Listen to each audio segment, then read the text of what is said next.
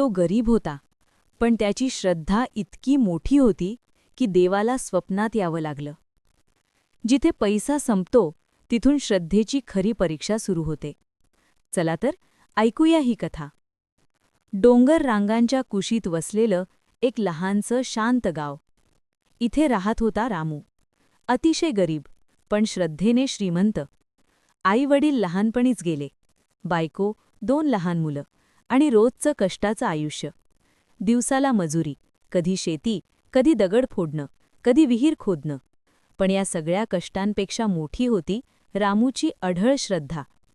रोज पहाटे सूर्य उगवायच्या आधी रामू गावाबाहेरच्या त्या जुन्या वडाच्या झाडाखाली जायचा. ना मंदिर ना मूर्ती, फक्त एक साधा दगड. पण रामूसाठी तोच दगड म्हणजे भैरवनाथ.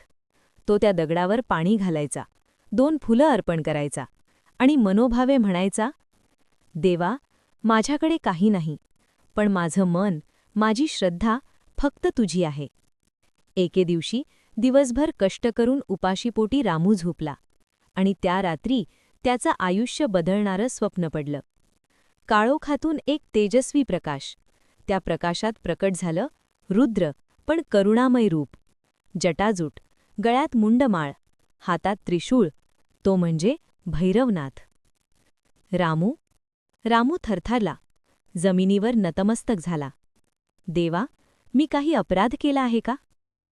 नाही रामू, तू माझा खरा भक्त आहेस. ज्या वडाच्या झाडाखाली तू मला पूजतोस तिथे माझं मंदिर बांध. रामू हदरला. देवा, मी गरीब आहे, मंदिर कसं बांधू? पैसा लागत नाही रामू, फक्त श्रद्धा लागते. तू सुरुवात कर, बाकी मी पाहीन. सकाळी रामू जागा झाला. स्वप्न नव्हतं, ते आदेश होता. गावकऱ्यांनी हसणं उडवलं, थट्टा केली. गरीब माणसाचं स्वप्न, मंदिर स्वप्नावर उभं राहत नाही. पण रामू डगमगला नाही. दुसऱ्या दिवशी त्याने स्वतःच्या हाताने पहिला दगड उचलला. तोच भैरवनाथ मंदिराचा पहिला दगड. तो रोज कामावर जायचा. संध्याकाळी एखादा दगड, एखादी वीट उचलून आणायचा. हळूहळू गाव बदलू लागलं. एक म्हातारी आई धान्य देऊ लागली. एक सुतार, मी लाकडी काम मोफत करीन. एक गवंडी, मी भिंती उभ्या करतो.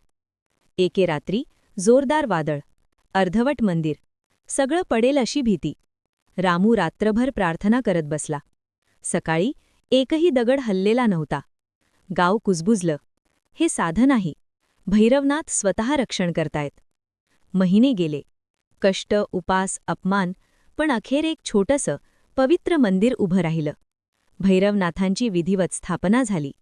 रामू मंदिरासमोर उभा होता. डोळ्यात अश्रू, ओठांवर स्मित. त्या रात्री पुन्हा भैरवनाथ आले. रामू, तू मंदिर नाही बांधलंस, तू श्रद्धेचा पाया घातलास. आजपासून हे मंदिर हजारो भक्तांना आश्रय देईल. रामू नम्रपणे म्हणाला, देवा, सगळं तूच केलंस. नाही रामू, देव चालतो फक्त श्रद्धेवर. आजही या गावात भैरवनाथांचं ते मंदिर उभं आहे आणि गावकरी सांगतात, हे मंदिर पैशातून नाही तर श्रद्धेतून उभं राहिलं. जर तुम्हाला ही कथा आवडली तर लाईक नक्की करा आणि नवनवीन कथा ऐकण्यासाठी माझ्या चॅनलला सबस्क्राईब नक्की करा.